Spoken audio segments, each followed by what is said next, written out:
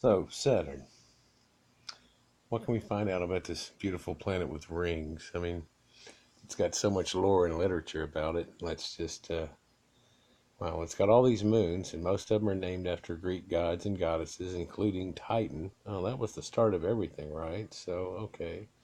Iapetus, Dione, Rhea, his wife, and he was swallowing his kids. That was Kronos or Jupiter. It's got these inner rings, but these outer rings, and then, the outmost ring is named Inky.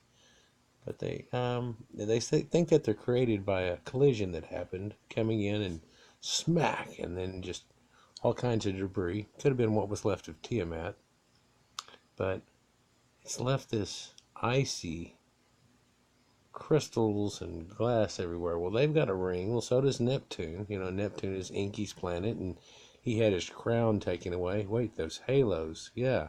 And Uranus, that's On. On had his faded crown go away. He's on his side like he's always is. That's wow. Okay, they've got halos. He's got a halo. Jesus got a halo. Oh, what does he do? Well, Kronos eats his own kids, remember? And then he doesn't eat Zeus, and it's got this whole devil worshiping stuff to go with it. Oh, the top of it's got the crown, and there's a electrical storm. There's just all kinds of satanic worship. But that's the Star of David, though. Well, yeah, and then they've got there's a Nana symbol in the center of it, and well, there's a Nana herself inside of one of the center of the pentagrams. That's weird. Oh, don't freak out, guys. That's just Pan.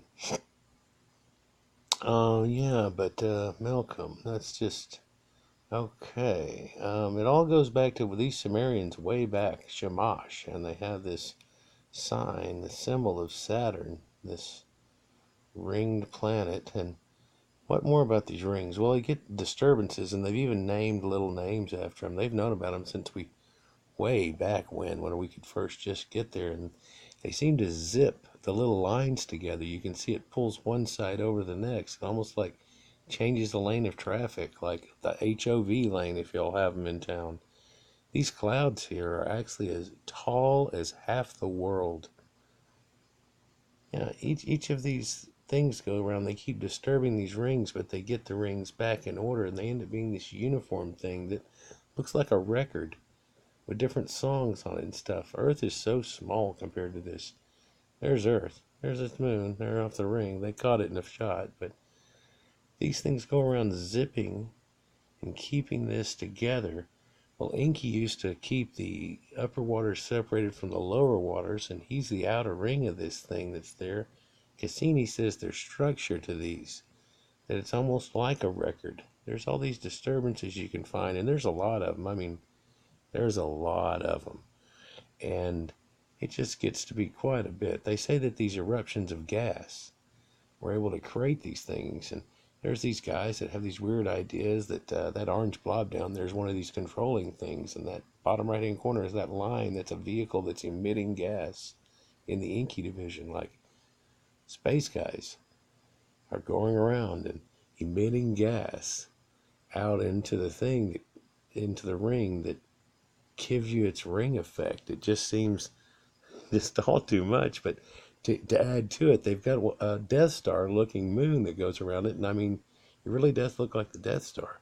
And it's got this seam that goes around the middle of it, just like the other one, but it's 50 miles tall, and it looks like you just perfectly put two cups together and two coconuts. It's a Death Star. It looks just like it. I mean, it's just amazing.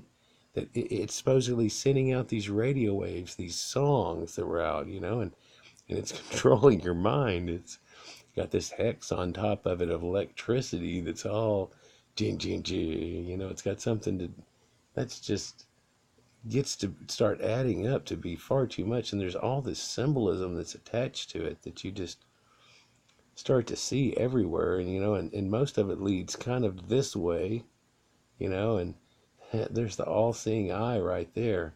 Um, do you want to tell these guys about it? I don't know. Look behind them. There's six. I bet there's another six out to the right there. That well, you can't tell them about it. So, well, yeah, they'd probably be like, "That's all I need right now. You and your little devil people from Saturn making some kind of DJ sounds kicking you. No, yeah, exactly. You know, that reminds me, when I was a kid in Halloween, we had this sounds. It was called the cube, and it made this so it sounds off these cubes, like the cube that they walk around at the mosque, at the temple itself. They circle around it. It's just like Saturn. That's amazing. You can fold a cube out to make a cross. A cube is the center of a Saturn thing. So look at all this symbolism, and it's just everywhere, everywhere. Once you start to see it, it just ends up being everywhere you look. There's Ethernet, SOS. I mean, look at your browser right now, Firefox and the Internet Explorer, and wow, I mean, just it's everywhere. It's just in your face. You know that from Bakshimot, the black cube we were looking at. They put them on the forehead of the priest. This winking eye effect of Saturn, where it's the all-seeing eye. Where here it is going through its winking eye effects. The all-knowing and all-seeing eye. The eye from Isis, from Egypt. Here it is in some of its forms they show. The bottom right hand corner is the slit that's like Inanna's eyes whenever they show you that, to show you symbolism. This is actually an old Tropa stone that actually has the dimensions of 10 Earths wide on it, 7 Earths wide on the edge. It says Inky up here, where it's got the outside rim, and the first song is Inky. The rings look totally different than what they do, but you know, maybe that's some type of odd impersonation. They took this though, and they drew all over the top of all the rings, so it looks terrible. You know? What more can we get out of this? You know, these rings. Well, here's one thing: when you get down close to the planet, all these swirls that are around on it apparently are supposed to represent all the galaxies. What?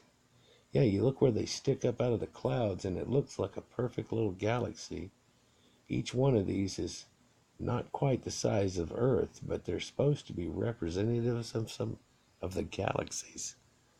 I mean, it's almost just too much to fathom to put all together, but you know, it does have a hexagon storm on top, and it's just amazing what we can put together.